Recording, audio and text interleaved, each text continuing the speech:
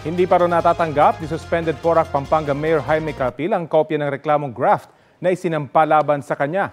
Sa isang pahayag, sinabi ni Capil na ikinalulungkot niyang sa media na lang nila ito nalaman. Handa naman daw nila itong harapin sa tamang forum. Naniniwala si Capil na mananaig ang katotohanan. Nitong Miyerkules, nang maghain ng reklamo ang PNP-CIDG at Presidential Anti-Organized Crime Commission laban kay Capil at siyam pang iba. Kaugnay ito sa kanilang pag-aproba sa business permit ng Lucky South 99 Pogo Hub sa Porac sa kabila ng kakulangan ng mga dokumento. Nitong nakaraang linggo naman sila sinuspindi ng Ombudsman dahil sa neglect of duty.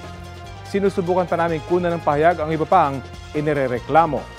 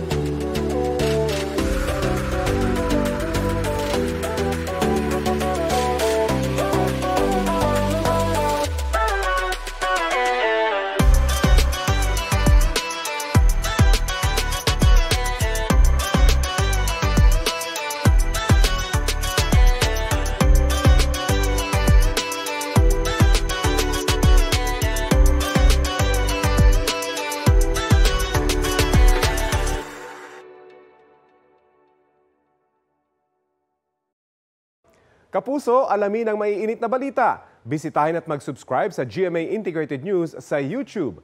Sa mga kapuso abroad, samahan nyo kami sa GMA Pinoy TV at sa www.gmanews.tv.